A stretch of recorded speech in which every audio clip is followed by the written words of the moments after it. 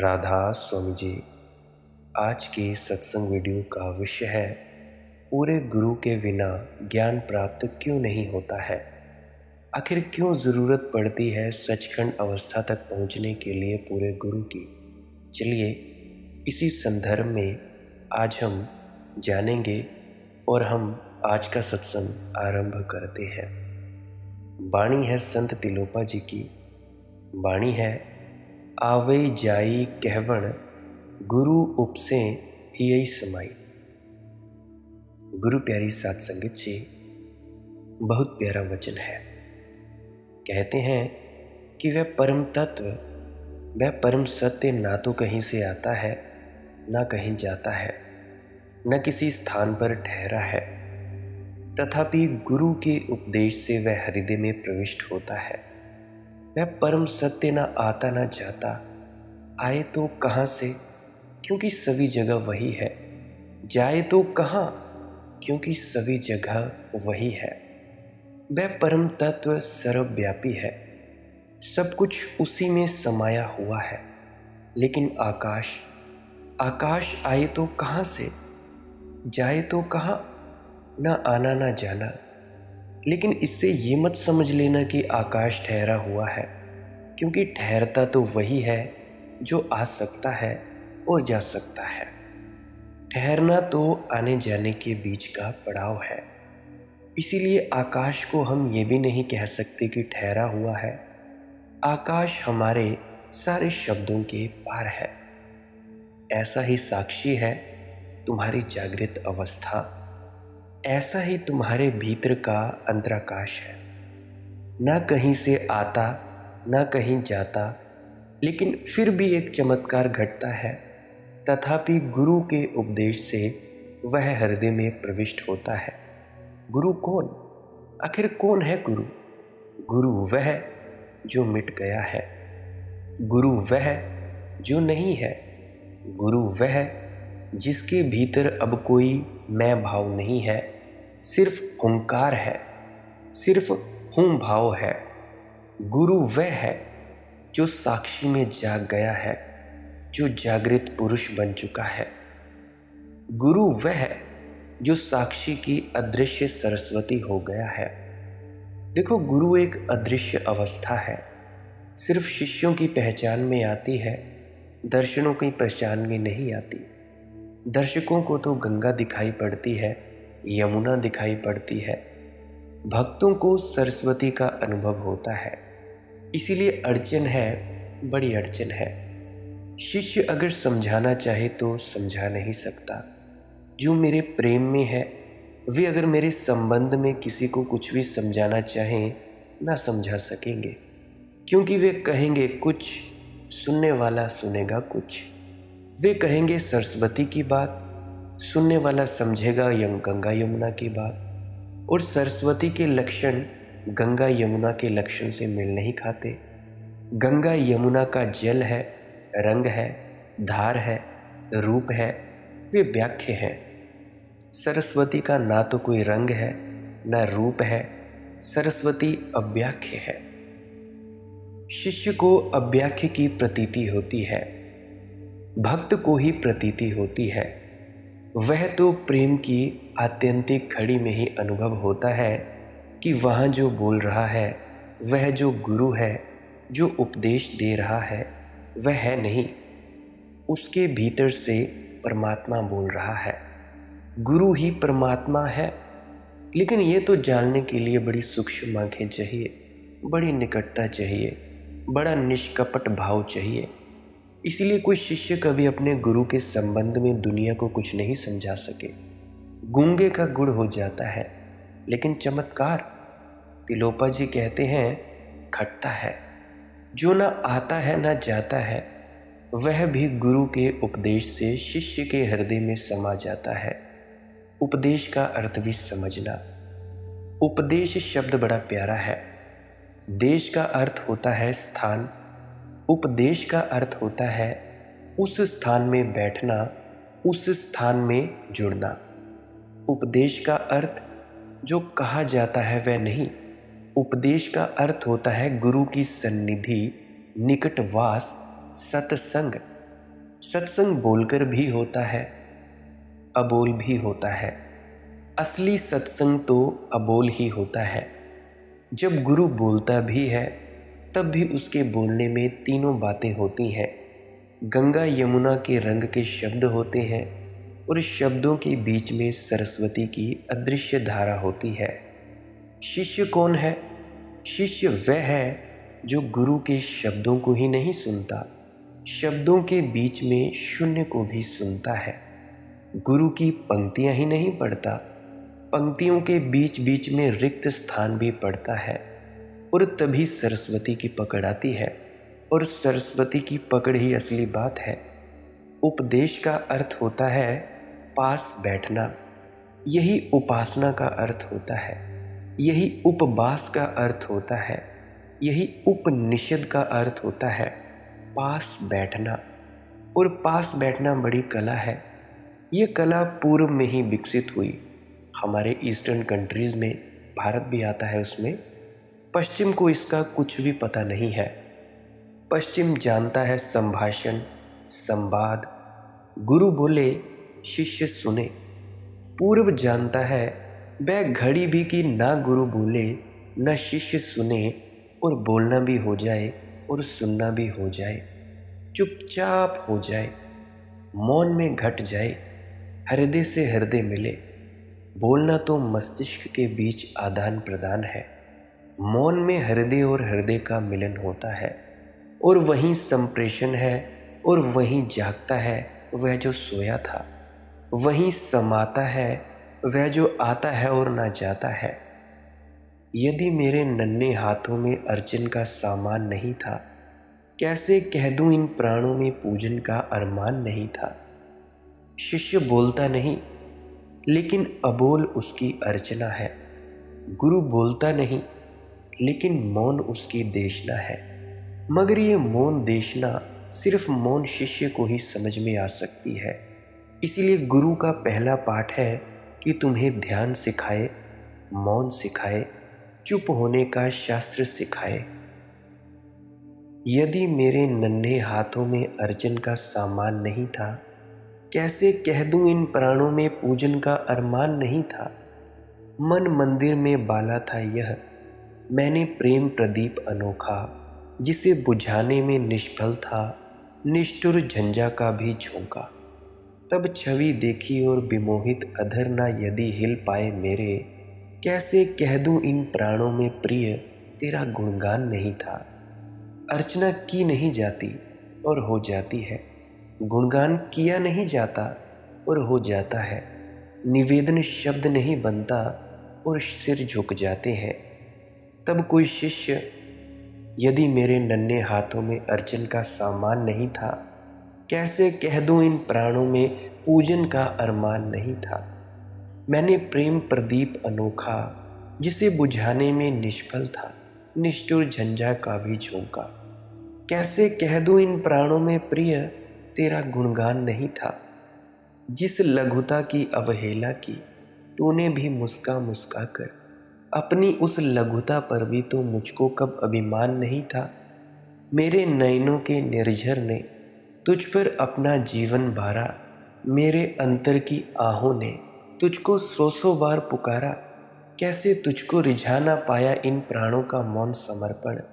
पाषाणों में रहने वाले प्रिय तू तो पाषाण नहीं था। देखो, सद्गुरु मिला तो बुद्धों और महावीर की पाषाणों की प्रतिमाओं में जो छिपा था वह प्रगट मिला, लेकिन उसके पास पूजा के थाल नहीं ले जाने हैं। हाँ, हृदय का थाल जरूर ले जाना है। उसके पास शब्दों की प्रार्थनाएं नहीं करनी है, लेकिन मौन भाव जरूर निवेदन करना है। उसके पास आंख बंद करके बैठना है, उसके पास झुके झुके बैठना है, उसके पास झोली फैलाकर बैठना है। फिर कुछ घटता है, अघट घटता है, नहीं घटना चाहिए वह घटता है। जो आता नहीं जाता नहीं, वह अचानक एक महान लहर की तरह, एक बाढ़ की तरह हृदय को आपूरित कर देता है। और ध्यान रखना, गुरु कुछ देता नहीं, तुम्हारे भीतर ही जो सोया पड़ा था उसी को जगाता है, उसी को पुकारता है गुरु, केवल पुकार देता है। मैं तुम्हें परिचित सदा, फिर तुम मुझे अनजान क्यों हो? मैं तुम्हें परिचित सदा, फिर तुम मुझे अनजान क्यों हो? जानती हूँ दीप मैं हूँ और तुम आलोक नूतन। जानती हूँ देह मैं हूँ और तुम हो दिव्य चेतना। फिर तुम्हारे और मेरे बीच में व्यवधान क्यों है? मैं तुम्हारे परिचित सदा, फिर तुम मुझे अनजान क्यों हो? ले तुम्ही से ज्योति जग में, बांट रवि दानी कहाया। बन सके जग प्राण, तुमसे वायु ने वरदान पाया। रज कणों में चेतना भर, तुम बने पाषाण क्यों हो? मैं तुम्हें परिचित सदा, फिर तुम मुझे अनजान क्यों हो? ऐसे निवेदन लेकर जब कोई शिष्य झुकता है तो भर जाता है, सदा के लिए भर जाता है, फिर कभी खाली नहीं हो पाता। इतने शून्य भाव से झुकना है, इतने अपूर्व प्रेम से झुकना है, इतनी समग्रता से जब समर्पण होता है तो उसी शून्य में पूर्ण का आविर्भाव हो जाता है। कौन प्राणों में समाया जा रहा उल्लास बनकर, चंद्र किरणें ले गई जो नयन के मोती चुराकर। अब बिखरते जा रहे हैं वे अधर पर हास बनकर। कौन प्राणों में समाया जा रहा उल्लास बनकर। कौन स्पंदित हो उठा है आज फिर सूने हृदय में। कौन छाया भाव भू पर विमल शरदाकाश बनकर। आखिर कौन प्राणों में समाया जा रहा है उल्लास बनकर। पहली बार जब ज्योति लपटती है, पहली बार जब भीतर का अंकुर उमगता है, पहली बार जब समाधि बरसती है तो भरोसा ही नहीं आता, भरोसा ही नहीं आता कि क्या घट रहा है। अघट घट रहा है। पतझड़ एक क्षण में मधुमास हो जाता है, मृत्यु एक क्षण में परम जीवन हो जाती है। अंधेरा रोशनी हो जाता है, रात कट गई सुबह आ गई, और ऐसी सुबह जो फिर कभी मिटती नहीं, और ऐसा सूर्योदय जिसका कोई सूर्यास्त नहीं। गुरु के पास बैठकर, गुरु के इशारों इंगित पर चलकर, गुरु के साथ नाचकर, गुरु के साथ गाकर, गुरु के साथ होकर जो ना आता ना जाता वह हृदय में समा जाता है, समा उठता है। और तब जीवन में गीत ही गीत हो जाते हैं, तब जीवन में फूल ही फूल हो जाते हैं। हम कभी का ला चुके थे छंद स्वर संन्यास मन में। हम विरागी बन चुके थे, मल चुके थे भस्म तन में। किंतु गायन धार तूने धो दिया वैराग्य क्षण में। हो गए फिर से वही हम एक मजनू घूम फिर कर, सुन पड़ा जब हे हरण स्वर। एक बार जब हृदय को हर लेने वाला वह स्वर सुनाई पड़ता है तो छूट जाता है सब विराग, छूट जाता है सब राग, छूट जाता है योग, छूट जाता है भोग, छूट जाते हैं सब द्वंद्व। फिर साक्षी की मस्ती है, जागृता अवस्था की मस्ती है। ऐसी मस्ती जिससे तुम अभी परिचित नहीं, ऐसी मस्ती जिससे परिचित होना है, होना ही है, जिससे बिना परिचित हुए विदा नहीं हो जाना है, अन्यथा एक जीवन फिर व्यर्थ हुआ। हऊ सुण जुग सुण तिहुण सुण, निमल सहजय ना पाप ना पुण्य। कहते हैं संत तिलोपा, मैं भी शून्य हूँ, जगत भी शून्य है, त्रिभुवन भी शून्य है, महासुख निर्मल सहज स्वरूप है। वहाँ क्या है? ना वहाँ पाप है ना पुण्य है। तिलोपा का अंतिम वचन। शिष्य ने जान लिया गुरु के पास बैठ बैठकर जो जानने योग्य है। क्या है वह जानने योग्य? वह है शून्य भाव, शून्य आकाश, ना जहाँ कुछ पाप है ना जहाँ कुछ पुण्य है। प्रकट हुई सरस्वती, अदृश्य उतरा। हाउ सुन जग सुन तिहुन सुन, तब सब शून्य रह जाता है। मैं भी शून्य, जगत भी शून्य, त्रिभुवन भी शून्य। शून्य का क्या अर्थ है? शून्य का अर्थ नहीं है कि सब मिट गया। शून्य का अर्थ है सब सीमाएं मिट गई। शून्य का अर्थ है सब भेद मिट गए। शून्य का अर्थ है सब संयुक्त हो गया। अब किसको आदमी कहे और किसको पत्थर कहे और किसको वृक्ष कहे, किसको स्त्री कहे, किसको जवान, किसको बूढ़ा, किसको जीवित, किसको मृत, भेद ना रहे, परिभाषाएं न रही, सब एक दूसरे में लीन हो गया। एक ही बचा, अव्याख्य बचा। शून्य से ऐसा मत समझ लेना जैसे बहुतों ने गलती से समझ लिया है कि शून्य कोई नकार है। देखो, शून्य नकार नहीं है, शून्य पूर्ण का ही दूसरा नाम है। शून्य शून्य नहीं है। शून्य का मतलब जीरो मत समझ लेना। शून्य तो पूर्ण का गर्भ है। शून्य में से ही सब उठता है और शून्य में ही सब लीन हो जाता है। जैसे आकाश से ही बादल उठते और फिर आकाश में ही लीन हो जाते हैं, इस शून्य में ही सब समाया हुआ है। ये शून्य तुम्हारे भीतर भी है। जिस दिन पहचान लोगे उसी दिन मुक्त हो जाओगे। उसी दिन तुम्हारे पंख खुल जाएंगे आकाश में। जब तक उसे नहीं पहचाना, जब तक उसे नहीं जाना, तब तक दुख है, नरक है। तब तक तुम एक पक्षी हो जो पिंजरे में बंद है। लोहे की दीवारें, पंछी, कैसे तुझे सुहाती होंगी। अंतर में संघर्ष छिपाए तेरा जीवन जलता होगा। हाथों में छिप क्रदन तेरा भोले जग को छलता होगा। पर अनजाने में तो तेरी अखियां भी भर आती होंगी। लोहे की दीवारें, पंछी, मैं गा रहा हूँ प्रभाती, जागो। ये जीवन बाती तुम्हारी ऐसे ही नष्ट ना हो जाए। पुकारता हूँ सुनो, इस जीवन को सार्थक कर लेना है। इस जीवन को मधुमय कर लेना है। ये जीवन पतझड़ ही ना रह जाए, इसे मधुमास कर लेना है। देखो, फिर से कहूँगा, भोग में योग, योग में भोग, और तब जागेगा साक्षी। तब होगे तुम पूरे जागृत पुरुष। तब आएगी जागृत अवस्था और तब तुम बन जाओगे तीर्थराज। और ये अवस्थाएं कैसे आती हैं? भजन सिमरन करने से। भजन सिमरन करने से इन अवस्थाओं को उपलब्ध हुआ जा सकता है। अब ज़रा कुछ प्रश्नों पर नज़र डाल लेते हैं। प्रश्न पूछा गया है एक दादी जी द्वारा, शांति जी द्वारा।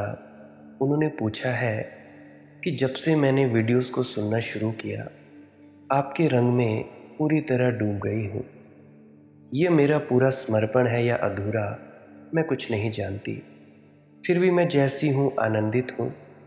आपके पहले किसी ऐसे व्यक्ति से मेरा मिलना हुआ नहीं जो YouTube पर इतने अच्छे तरीके से बता पाए, ना आगे किसी से मिलने की इच्छा है। फिर भी शायद आगे अगर वास्तव में किसी तथाकथित साधु से मिलना हो जाए कि जो चमत्कार, जादू टोना करने वाला हो, तो क्या उसके सम्मोहन का मुझ पर असर हो जाएगा? कृपया बताने की अनुकंपा करें। देखो दादी जी, पहली बात तो ये है, 60 साल की आपकी उम्र हो गई है। जब मैंने आपसे आखिरी बार बात की थी, आपने 60 साल की उम्र ही बताई थी। तो अब कितनी उम्र बची है आपको जीने में? कितनी उम्र तक जियोगे? कुछ वक्त तक ही जियोगे और फिर मर जाओगे। मैं तो आपसे यही कहता हूँ कि भजन सिमरन पर जोर दो। और रही बात सम्मोहन की, तो देखो दादी जी, जिस पर मेरा सम्मोहन चल गया, फिर उस पर किसी का सम्मोहन नहीं चलता। उसकी तुम चिंता छोड़ो, आखिरी बात हो गई है। अब कहाँ जादू टोना, क्या आशा अभिलाषा, बंदे अब ये रोना धोना क्या। दृष्टि लग गई जब की नियति की, जब जादू और टोना क्या। इतना तो हो चुका अभी तक, अरे और अब होना क्या। अपने ही को जबकि खो चुके, तब आगे अब खोना क्या। नंग नहाए ताल तलैया, धोना और निचोना क्या। जब यूं वे घर बार हुए, तब बाती दीप संजोना क्या। जब आकाश बन गया चंदुआ, तब छप्पर में सोना क्या। जब संग्रह का विग्रह छूटा, तब अब स्वर्ग खिलौना क्या। हल्के होकर तुम निकले हो, फिर ये बोझा ढोना क्या। कथरी छोड़ी कासा छोड़ी, गठरी और बिछोना क्या। तुमने कब दुकान लगाई, तब दियोड़ा ओ पौना क्या। मस्त रहो ओ रमते जोगी लुटिया आज डुबोना क्या। अब फिक्र छोड़ो दादी जी, अब कोई जादू टोना कुछ कर सकेगा नहीं। अब तो डूब ही गए, अब और कोई क्या डुबाएगा। अब बचे नहीं, अब कोई और क्या मिटाएगा। नहीं, अब कोई चिंता नहीं है। और आप सौभाग्यशाली हैं कि सीधे ही सागर के पास आ गई, छोटी ताल तलैयों में ना उलझी। और जिसने सागर देख लिया, अब ताल तलैया कुछ भी ना कर सकेंगे। जिसे मेरी बात रुच जाती है, उसे चिंता के बाहर हो जाना चाहिए। जादू चल गया, अब ये भी चिंता मत करो कि पूर्ण समर्पण है या नहीं। एक बीज भी पड़ जाए समर्पण का तो काफ़ी है। एक बीज ही वृक्ष हो जाता है, एक बीज से ही फिर बहुत बड़ा वृक्ष हो जाता है। वह बीज पड़ गया है, एक बूंद अमृत की काफ़ी है। कोई पूरा सागर अमृत का थोड़े ही पीना पड़ता है, एक बूंद ही काफ़ी है। और वह बूंद पड़ गई है, वह बूंद ना पड़े तो मुझसे संबंध ही नहीं जुड़ता। मुझसे थोड़े से ही लोगों का संबंध जुड़ सकता है। मुझसे संबंध जुड़ना ही अपने आप में एक बड़ी परीक्षा है, एक कसौटी है। आदमी की उंगलियों में कल्पना जब दौड़ती है, पत्थरों में जान पड़ जाती है। मूर्तियां सप्राण होकर जगमगाती हैं, स्पर्श में संजीवनी है।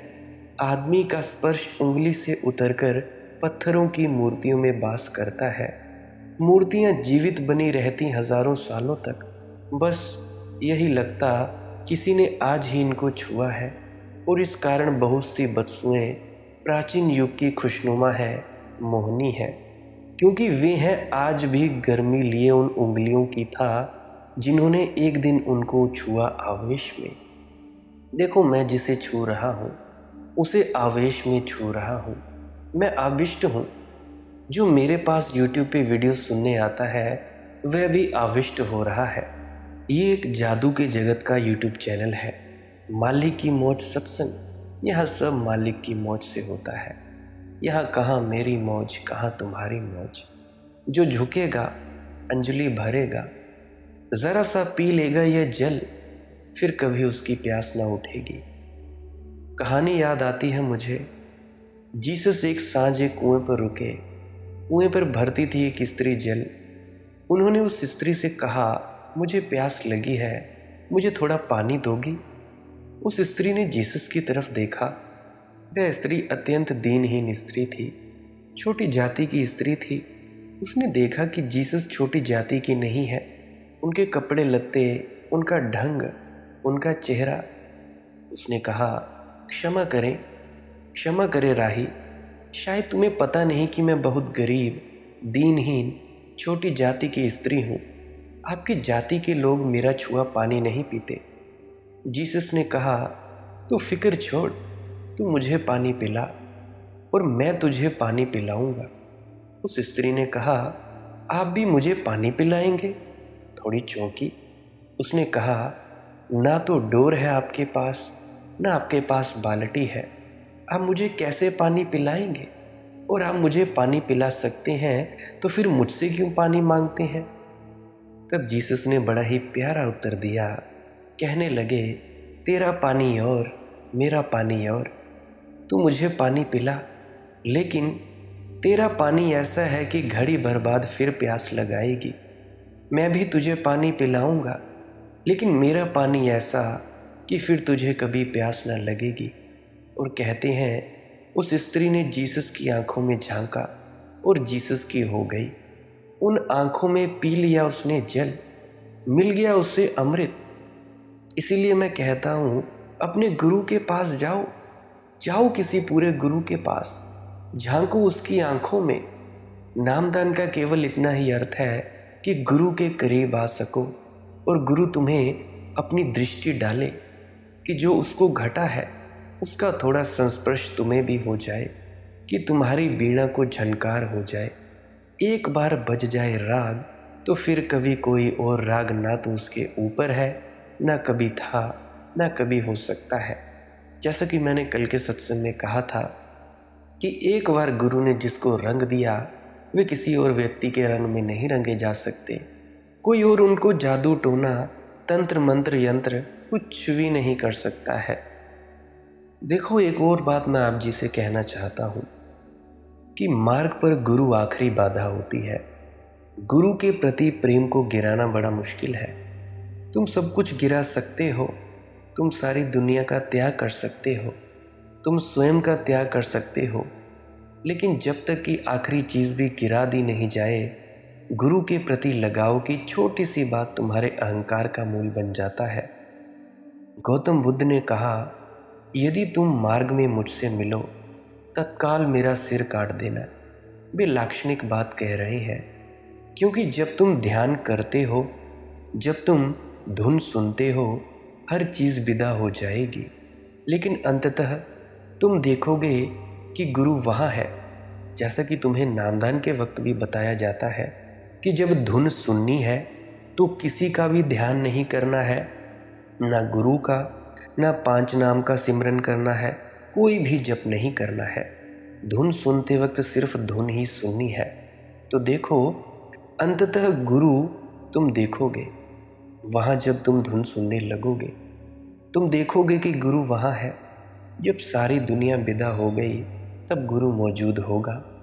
ये तुम्हारा आखिरी प्रेम है, और ये इतना तृप्तिदायी है, इतना शांतिदायी है कि तुम उस दशा में हमेशा के लिए बने रहना चाहते हो। सिर्फ गुरु कह सकता है कि ये लक्ष्य नहीं है, एक कदम और। गुरु के इस मोह को भी जाने दो, ताकि तुम पूरी तरह से मोह से मुक्त हो जाओ। पूरी तरह से मोह से मुक्त होने पर अहंकार विदा हो जाता है। अहंकार का विदा हो जाना तुम्हारा विदा हो जाना नहीं है। अहंकार का विदा हो जाना पहली बार तुम्हारा होना होता है। झूठ विदा हो जाता है और सत्य प्रकाशित होता है। ये कठिन है, लेकिन इसे संभव करना होगा। ये असंभव नहीं है, क्योंकि बहुतों ने ये किया है। और ये तुम गुरु के खिलाफ नहीं कर रहे हो, तुम गुरु के संदेश को पूरा कर रहे हो। मैं फिर से कह रहा हूँ कि ये तुम गुरु के खिलाफ नहीं कर रहे हो, तुम गुरु के संदेश को पूरा कर रहे हो। क्या? अहंकार को विदा हो जाने दो। लेकिन ये तब ही विदा होता है जब वहाँ कोई मोह नहीं बचता। और जिस क्षण ज़रा भी अहंकार नहीं बचता, पहली बार तुम होते हो, तब तुम गुरु के प्रति हमेशा के लिए अनुग्रह से भरते हो। क्योंकि यदि उन्होंने जोर नहीं दिया होता, तुम सुंदर अवस्था में बने रहते। लेकिन वहाँ इसके पार भी कुछ है, और गुरु नहीं चाहता कि तुम मार्ग पर अटक जाओ। गुरु चाहता है कि तुम पूरी तरह से मुक्त हो जाओ, हर चीज़ से मुक्त हो जाओ। हर चीज़ में बहवी शामिल है। देखो, सत्य को ढूंढा नहीं जा सकता, कोई बस ग्रहणशील हो सकता है, बस इतनी सी बात है। कोई द्वार खुले रखकर इंतज़ार कर सकता है, कोई बस इतना कह सकता है, यदि दिव्य मेहमान आता है तुम ग्रहण करोगे, स्वागत करोगे। मैं नहीं जानता कि तुम कौन हो, और मैं तुम्हारा पता नहीं जानता, और मैं निमंत्रण पत्र भी नहीं भेज सकता। लेकिन जो कोई भी तुम हो और जिससे भी तुम्हारा संबंध हो, यदि तुम आते हो, मेरे द्वार खुले रहेंगे। तुम उन्हें बंद नहीं पाओगे। साधक इतना ही कर सकता है, और इतना ही करने की ज़रूरत है। इससे अधिक संभव भी नहीं है और ज़रूरत भी नहीं है। इसीलिए इस अवस्था को अपना गहन रवैया बन जाने दो। तुम्हें ग्रहणशील हो जाना है। सत्य की खोज पुरुष चित्त की खोज नहीं है, एक अस्त्रैण चित्त की खोज है। केवल एक अस्त्रैण ऊर्जा की तरह ग्रहणशील, न कि पुरुष की तरह आक्रामक। ध्यान की अवस्था गहन ग्रहणशील अवस्था है, एक तैयारी, खुला द्वार। और ध्यान में पाई जाती है शून्यता। सिर्फ शून्यता अनंत हो सकती है, कुछ होना निश्चित ही सीमाबद्ध होगा। शून्यता के द्वारा ही जीवन का, अस्तित्व का अनंत विस्तार संभव है, न कि कुछ के पार। परमात्मा कोई व्यक्ति नहीं है, वह कोई नहीं है, या अधिक सही होगा कहना ना चीज़ होना। परमात्मा कोई व्यक्ति नहीं है, वह शून्य है, या और अधिक सही होगा ना कुछ होना। वह सृजनात्मक शून्यता है। कभी भी एक क्षण के लिए भी मत सोचना कि शून्यता नकारात्मक दशा है, एक अभाव है। नहीं, शून्यता का बस यही अर्थ है, ना कुछ होना। चीज़ें समाप्त हो जाती हैं, सिर्फ अनंत सत्ता बनी रहती है। रूप विदा हो जाते हैं, सिर्फ रूप विहीनता बनी रहती है। परिभाषाएं समाप्त हो जाती हैं, अपरिभाषित बना रहता है। बुद्ध की जागृत अवस्था पूर्ण होती है। उस पूर्ण जागृत अवस्था में अलौकिक होश सकारात्मक शून्यता के साथ घिरा होता है। यह खाली नहीं है, यह पूरा भरा है। चीज़ें विदा हो चुकी और जो बचता है उसे अभिव्यक्त नहीं किया जा सकता। हम अभिव्यक्त करने का प्रयास करते हैं, जैसे कि आनंद, उल्लास, अनंत आनंद, लेकिन ये सच्चाई की केवल प्रतिध्वनियाँ हैं और कुछ नहीं।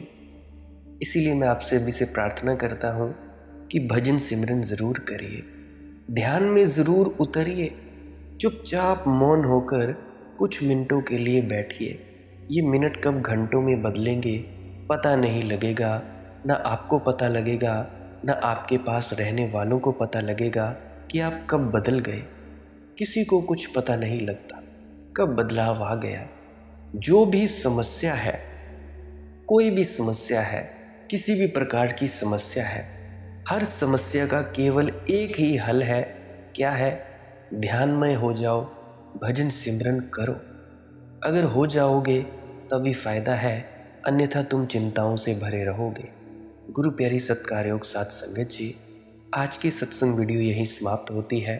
अगर किसी भाई बहन मित्र परिजन का कोई प्रश्न हो तो कृपया पुरानी वीडियोस को अवश्य सुनें। शुरू से लेकर अंत तक आज तक जो भी वीडियोस डाली हैं अवश्य सुनें। ध्यान के बारे में जानना हो, ध्यान में क्या अड़चनें आती हैं, या दूसरी भाषा में भजन सिमरन क्या है, भजन सिमरन के लिए क्या अड़चनें हैं, आत्मा क्या है, परमात्मा क्या है, इन सभी विषयों के बारे में आप पुरानी वीडियोस में अवश्य जान सकते हैं। आपको अपने प्रश्नों के जवाब मिल जाएंगे। और अगर फिर भी कोई प्रश्न रह जाए तो टेलीग्राम पे अपना मैसेज छोड़ सकते हैं। और जब आप मैसेज वहाँ पे छोड़ेंगे, सर्च करें मालिक की मौत सत्संग, वहाँ पे मैसेज करें, ग्रुप को ज्वाइन करके मैसेज आप कर सकते हैं और वहाँ पे अपना प्रश्न छोड़ सकते हैं। मैं कोशिश करूँगा आपका किसी अन्य वीडियो में प्रश्न का जवाब देने की। और हाँ, मुझे याद आ रहा है, आप इंस्टाग्राम और फेसबुक पे भी ज्वाइन कर सकते हैं, फॉलो कर सकते हैं। सर्च करें मालिक की मौत सत्संग, और वहाँ पे भी अगर किसी ने प्रश्न पूछना हो, टेलीग्राम का पता ना हो, तो इंस्टाग्राम या फेसबुक पे भी आप जी प्रश्न पूछ सकते हैं। तो आप जी ऐसा कर सकते हैं। तो मैं कहता हूँ, आप लोग भजन सिमरन करें, एकांत होकर, शांत में होकर इन वीडियोस को सुने। आपका बहुत बहुत शुक्रिया, आप मुझे इतना अंत तक सुनते हो। आपका मैं बहुत बहुत अनुग्रहित हूँ। आप मुझे इतना प्यार देते हो, सुनते हो आधा आधा घंटे तक। अंत में आपके भीतर बैठे परमात्मा को प्रणाम करता हूँ। मेरा प्रणाम स्वीकार करें। राधा स्वामी जी।